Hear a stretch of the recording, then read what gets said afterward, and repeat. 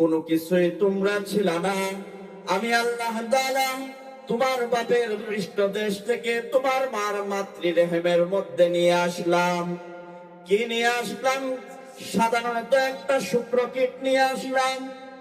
আল্লাহ তাআলা বলেন এই শুক্রকীটটা 40 দিন অতিক্রান্ত হওয়ার পরে আল্লাহ তাআলা এটাকে একটা রক্তপিণ্ডে পরিণত করে দেয়। আরো 40 দিন অতিক্রান্ত হয়। আল্লাহ তাআলা বলেন এই রক্তপিণ্ডকে আমি আল্লাহ রক্তপিণ্ড আর রাখলাম না, আমি আল্লাহ তাআলা গোশতের টুকরায় পরিণত করে দিলাম। আল্লাহ তাআলা বলেন আরো 40 দিন যাওয়ার পরে আল্লাহ তাআলা এই গোশতের টুকরার মধ্যে আল্লাহ তাআলা তার কুদরত দিয়া হাড্ডি ফিট করে দেয়। আল্লাহ তাআলা আরো 40 দিন যাওয়ার পরে বান্দার যে জায়গায় হাত রাখা দরকার আল্লাহ ওই জায়গায় হাতটা রাখা দেয়।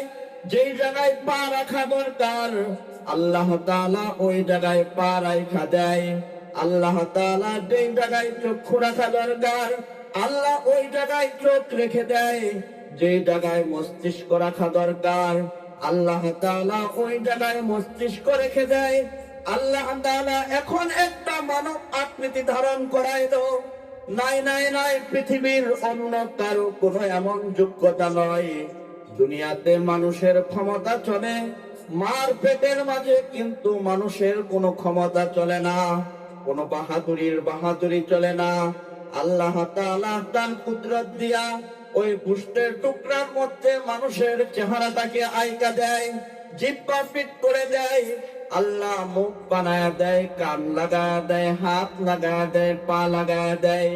আল্লাহ বলেন ফাতাবারাকাল্লাহু আহসানুল খালিকিন।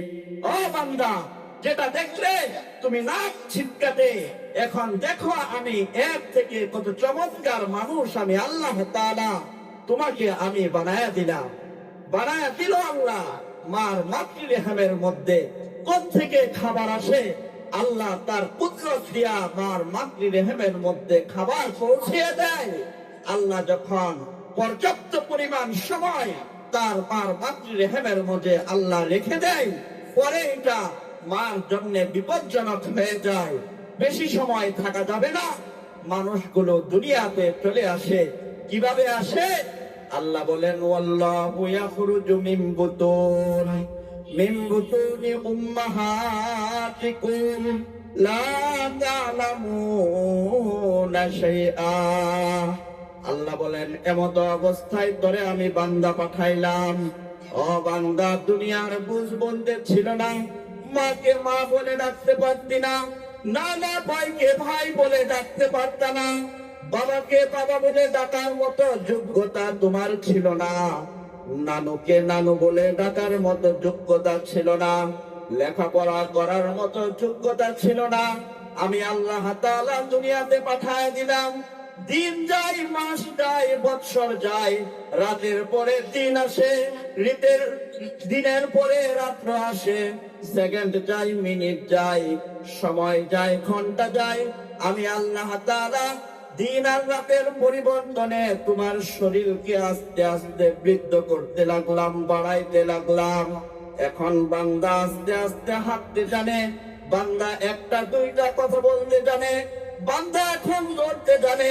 বান্দার মুখে দাঁত ছিল না, দাঁত চলে আসলো। বান্দার বুঝ ছিল না, বান্দাকে আমি বুঝ দিয়া দিলাম।